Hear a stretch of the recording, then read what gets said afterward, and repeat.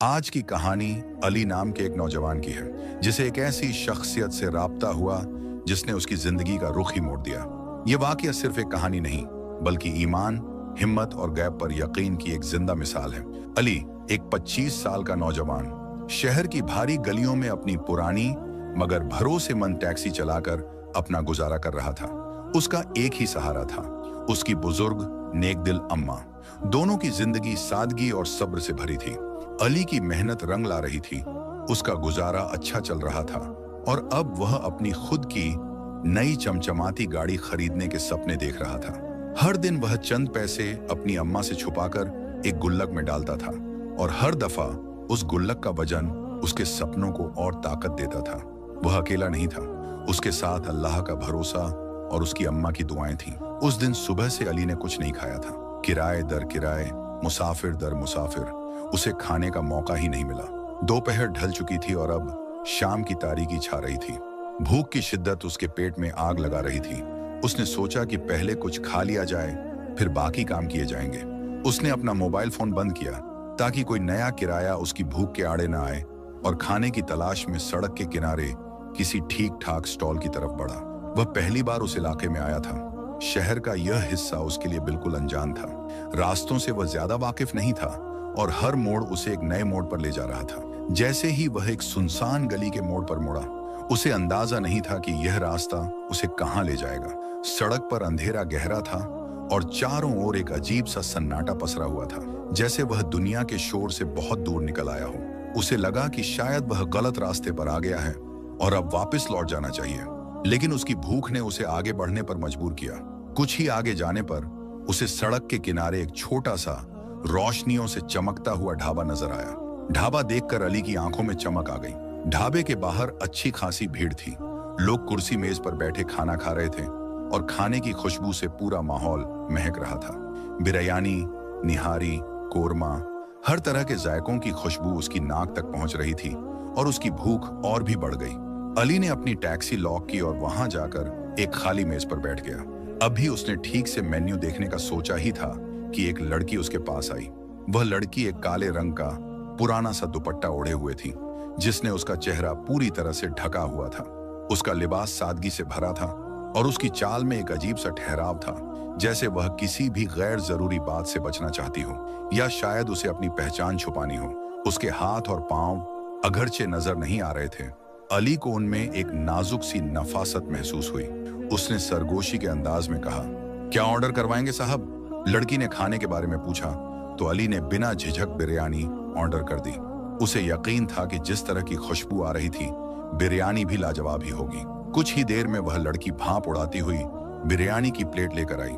उसकी खुशबू इतनी लजीज थी कि अली खुद को रोक नहीं पाया और बेतकल्लुफ खाने में मशगूल हो गया।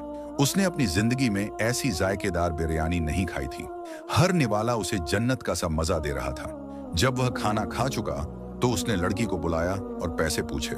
लड़की ने एक हल्की सी मुस्कान दी जो अली को उसके नकाब के पीछे से महसूस हुई। उसकी आवाज में एक अजीब सी नरमी थी। साहब, जो भी पहली बार हमारे ढाबे पर आता है उससे पैसे नहीं लिए जाते। यह हमारी तरफ से आपके लिए एक तोहफा है। यह सुनकर अली चौंक गया। उसे अपनी आंखों पर यकीन नहीं आया। पैसे नहीं लोगे? उसने हैरान होकर पूछा। वह लड़की कौन थी?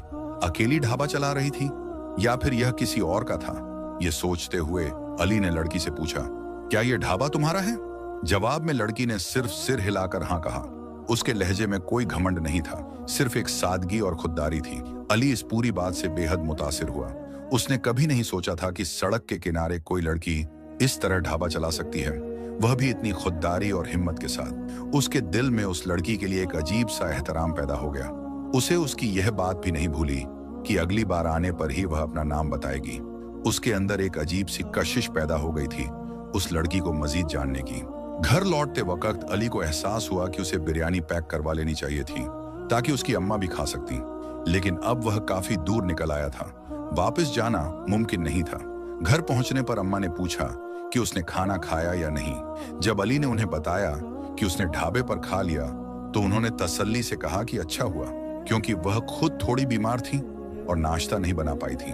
अली ने जब अम्मा को उस लड़की के बारे में बताया तो उन्होंने भी हैरानी जताई कि पहली बार किसी लड़की को सड़क के किनारे अकेले ढाबा चलाते सुना है। अम्मा ने भी उसकी खुददारी की तारीफ की।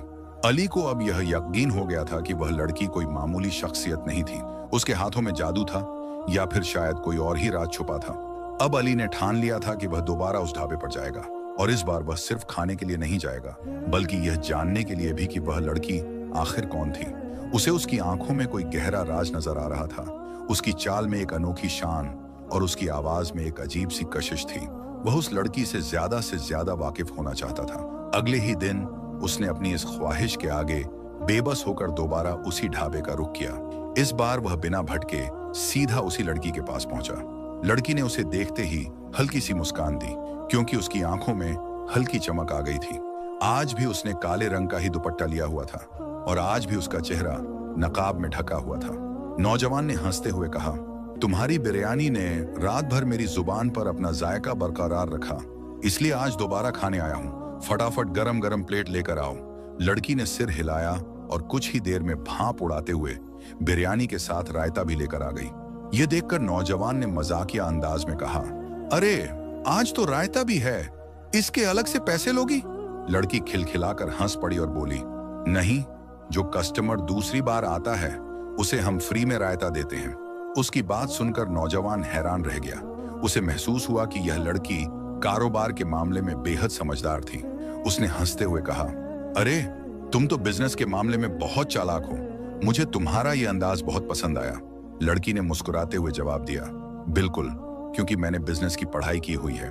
फिर उसने अपनी कहानी सुना दी, कैसे उसके पिता का इंतकाल हो चुका था, कैसे वह और उसकी छोटी बहन मिलकर इस ढाबे को चला रही थी और कैसे इस मेहनत से उनका घर चलता था। नौजवान को यह सुनकर दुख हुआ। उसने महसूस किया कि यह लड़की एक अच्छी नौकरी की हकदार थी, लेकिन हालात ने उसे इस जगह लाकर खड़ा कर दिया था। अली का उस ढाबे से और उस लड़की से रिश्ता अब गहराई पकड़ रहा था, लेकिन उसे नहीं मालूम था कि आगे उसकी जिंदगी में क्या मोड़ आने वाला है। उस दिन के बाद अली का वहां दोबारा जाना नहीं हो सका। महीने का आखिरी हिस्सा चल रहा था और उसे घर का किराया, बिल और अपनी नई गाड़ी की किश्त भरनी थी। वह अपने काम में पूरी तरह मशगूल हो गया था। सुबह से देर रात तक वह अपनी टैक्सी चलाकर पैसे कमा रहा था, लेकिन उसे जरा भी अंदाजा नहीं था कि उसके साथ कोई ऐसी मुसीबत आने वाली है जिससे वह मुंह के बल गिर पड़ेगा और उसकी पूरी जिंदगी एक पल में पलट जाएगी। सुबह सवेरे वह अपने काम के लिए निकला। दोपहर के करीब 11 बज चुके थे। चूंकि उसकी मां सो रही थी, इसलिए वह नाश्ता नहीं कर पाया था। उसे जबरदस्त भूख लगी हुई थी। उसने सोचा कि क्यों ना सड़क किनारे से नान छोले खा लिए जाए। उसने अपनी गाड़ी वहीं खड़ी कर दी, लेकिन गलती से बेख्याली में चाबी अंदर ही छोड़ दी। वह अपनी भूख में इस कदर मग्न था कि उसे इस बात का एहसास ही नहीं हुआ कि कब एक चोर उसकी गाड़ी लेकर 9-2-11 हो गया। जब उसने पैसे देकर वापस गाड़ी की तरफ रुख किया तो उसके पैरों तले जमीन खिसक गई। उसकी गाड़ी वहां से गायब थी। एक पल के लिए तो उसे लगा कि शायद वह गलत जगह देख रहा है। उसने इधर उधर नजर दौड़ाई, राहगीरों से पूछा, लेकिन किसी को कुछ नहीं पता था। उसका जिस्म पसीने पसीने हो गया था। यही गाड़ी ही उसका वाहिद सहारा थी, उसकी रोजी का जरिया, और अब वही नहीं थी। हैरानी, गुस्से और अफसोस के मिले जुले जज्बात के साथ वह सड़क के किनारे बैठ गया। उसे समझ नहीं आ रहा था कि आगे क्या करे, लेकिन फिर उसे पुलिस स्टेशन का ख्याल आया। उम्मीद की एक हल्की किरण जगी कि शायद पुलिस उसकी गाड़ी ढूंढ सके। नौजवान ने पुलिस स्टेशन में जाकर रिपोर्ट दर्ज करवाई और भारी कदमों से बाहर निकला। अब उसे सबसे बड़ा डर यह सता रहा था कि वह अपनी मां को यह सब कैसे बताएगा। उनकी पहले ही तबीयत ठीक नहीं रहती थी और अगर उन्हें यह खबर मिलती तो वह और ज्यादा परेशान हो जाती। अली यूं ही चलते चलते बहुत आगे तक निकल आया, लेकिन यह देखकर वह हैरान रह गया कि जहां वह खड़ा था वहीं ढाबा था जहां हूरिया बिरयानी बेचती थी। अपने आप को यहां देखकर अली खुद भी हैरान था। अपने ख्यालों में इतना गुम था कि उसे यह एहसास ही नहीं हुआ कि वह यहां तक कैसे पहुंचा। वह धीरे धीरे ढाबे की तरफ बढ़ा और एक कुर्सी पर गिरने के अंदाज में बैठ गया। उसे इस तरह बैठा देखकर हूरिया फौरन वहां आ गई। उसके चेहरे पर फिक्रमंदी साफ नजर आ रही थी। क्या हुआ? सब खैरियत तो है? तुम चेहरे से काफी परेशान लग रहे हो, हूरिया ने फिक्रमंदी से पूछा। अली ने गहरी सांस भरी और उसे गाड़ी चोरी होने की बात बता दी। यह सुनकर हूरिया ने बेइख्तियार दिल पर हाथ रख लिया और कहा, मुझे यकीन नहीं आ रहा कि तुम्हारा इतना नुकसान हो गया है। अब क्या करोगे? अली ने अपने खाली हाथों की तरफ इशारा किया और ना में सिर हिला दिया। यह देखकर हूरिया भी तासुर से सिर झुका गई। कुछ देर यूं ही बैठने के बाद जब अली उठकर जाने लगा तो हुरिया ने उसे रोक लिया। खाना खाकर जाना, उसने कहा, लेकिन अली ने मना कर दिया और भारी कदमों से घर की तरफ चल पड़ा। घर पहुंचते ही अली ने देखा कि अम्मा उसके इंतजार में बैठी थी। वह खाना लिए बैठी थी और अली को देखकर बोली, आओ मिलकर खाना खा लेते हैं। अली ने झूठ कहा, मैं खाना खा चुका हूं, बहुत ज्यादा थक गया हूं, इसलिए थोड़ा आराम करूंगा। अम्मा ने सिर हिलाते हुए कहा, आज तुमने गाड़ी का हॉर्न भी नहीं बजाया, क्या हुआ? क्या हॉर्न खराब हो गया है? अली चौंक गया और बोला, नहीं अम्मा, हॉर्न खराब नहीं हुआ, बस गाड़ी का कुछ काम था तो उसे वर्कशॉप पर छोड़ दिया है। उम्मीद है कि परसों तक मिल जाएगी इंशाअल्लाह। ये कहकर वह जल्दी से अपने कमरे में चला गया। अली को अब किसी भी तरह चैन नहीं था। गाड़ी चोरी होने के कारण उसकी रातों की नींदें उड़ गई थीं। हर रोज वह पुलिस स्टेशन के चक्कर काट रहा था, लेकिन कोई फायदा नहीं हो रहा था। पुलिस सिर्फ यही कह रही थी कि जैसे ही कोई सुराग मिलेगा बता देंगे। एक हफ्ता गुजर गया, लेकिन गाड़ी का कोई अता पता नहीं था। अम्मा रोज पूछती तो अली कोई ना कोई बहाना बना देता। उसकी जिंदगी मुश्किलों से घिर चुकी थी। आज बहुत दिनों बाद वह फिर ढाबे पर चला गया। उसके चेहरे से परेशानी साफ झलक रही थी। कुछ ही देर में हुरिया उसके पास आ गई। क्या हुआ?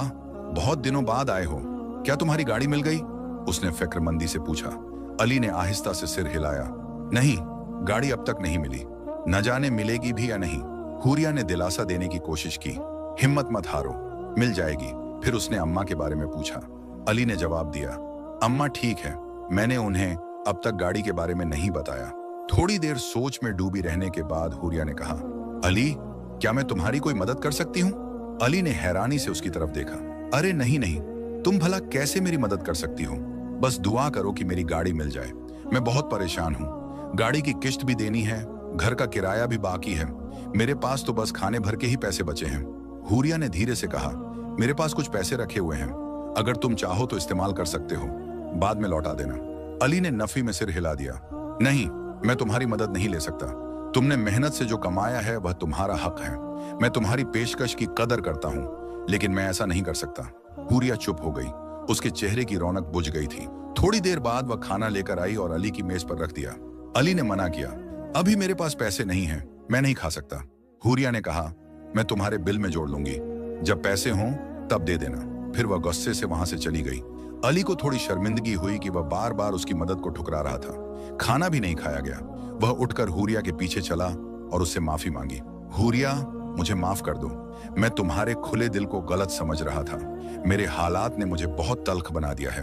हुरिया मुस्कुराई और कहा, मैं नाराज नहीं हूं, मैं बस तुम्हारी मदद करना चाहती हूँ। अगर तुम मेरी मदद कबूल कर लोगे तो मुझे खुशी होगी। यह कहकर उसने अली की आंखों में आंखें डालकर देखा। पहली बार ऐसा हुआ था कि उसने इस तरह अली को देखा था। अली एक लम्हे के लिए थम सा गया। ऐसा महसूस हुआ जैसे वह उन आंखों में कैद हो गया हो। फिर अचानक उसे होश आया और उसने धीरे से इनकार कर दिया। वापस अपनी मेज की तरफ लौट आया।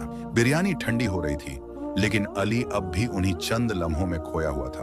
उसे समझ नहीं आ रहा था कि हुरिया की आंखों में ऐसा कौन सा जादू था जो उसे बांध रहा था। खाना खाते हुए अली महसूस कर रहा था कि हुरिया की निगाहें अब भी उसके वजूद पर टिकी थीं। थोड़ी देर बाद अली बिरयानी बीच में ही छोड़कर वहां से चला गया। रास्ते में चलते हुए उसके मन में सवाल उठ रहे थे।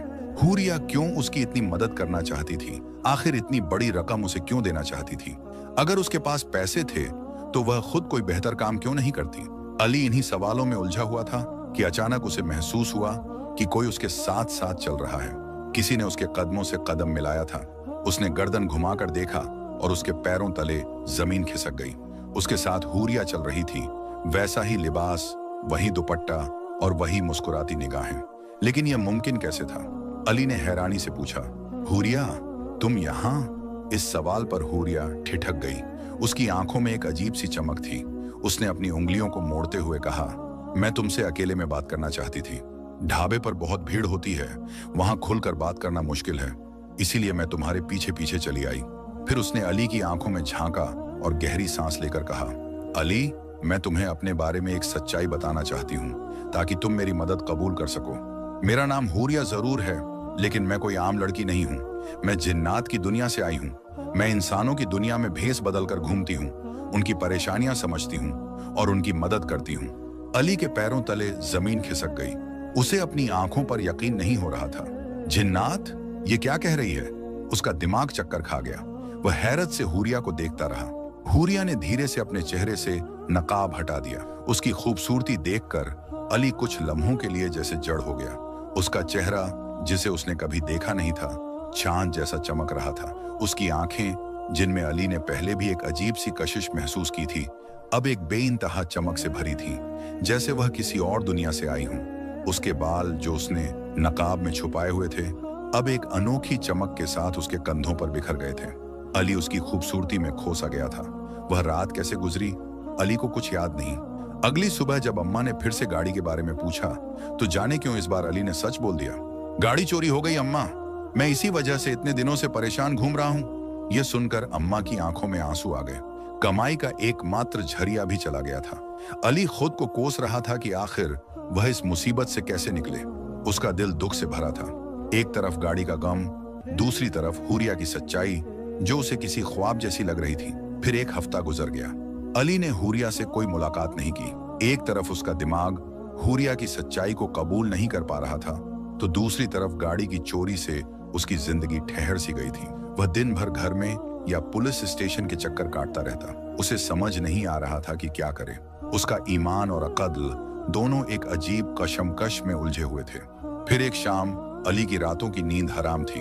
वह अपने कमरे में अकेले बैठा हुआ था जब दरवाजे पर दस्तक हुई। अली को लगा कि शायद कोई किराया वसूलने वाला आया होगा।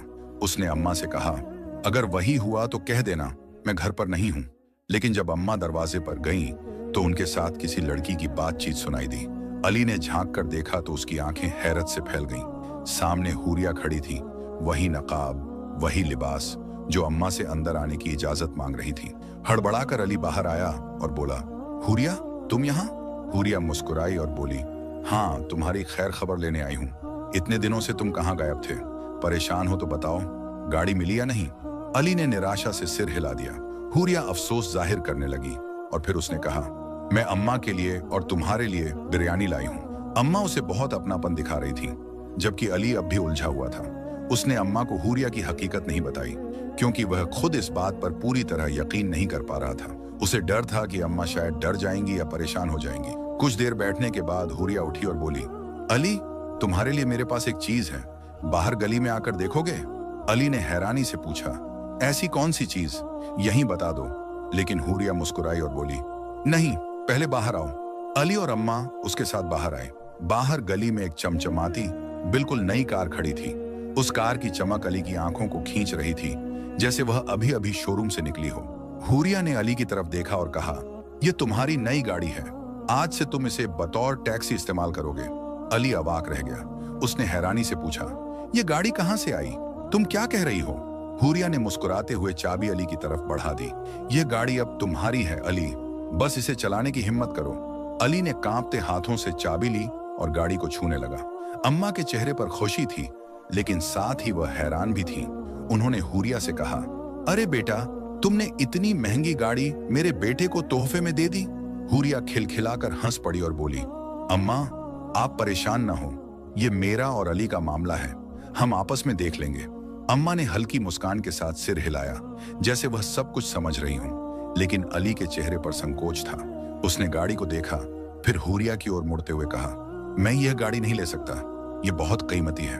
मैं जानता हूं कि तुम्हारे लिए इसकी कीमत मायने नहीं रखती, लेकिन मेरे लिए रखती है। इसे लेने से मेरी खुददारी पर चोट पहुंचेगी। अली ने गाड़ी की चाबी हुरिया की ओर बढ़ाई, लेकिन हुरिया मुस्कुरा दी। मुझे पता था कि तुम यही कहोगे, इसलिए मैंने पहले ही सोच लिया था कि तुमसे इस गाड़ी की किश्त लूंगी। अभी 2 महीने तक इसे इस्तेमाल करो। जब तुम्हारी पुरानी गाड़ी की किश्त पूरी हो जाएगी, तब तुम हर महीने एक खास रकम मुझे ट्रांसफर कर देना। हुरिया ने सहजता से कहा। अली की आंखों में हैरानी थी। उसे विश्वास नहीं हो रहा था कि किस्मत इतनी मेहरबान हो सकती है। एक अनजानी लड़की जिससे वह एक ढाबे पर मिला था, उससे यूं दोस्ती हो जाना और फिर उसकी इतनी मदद मिलना, ये सब किसी सपने जैसा लग रहा था। उसकी आंखों में अनायास आंसू आ गए।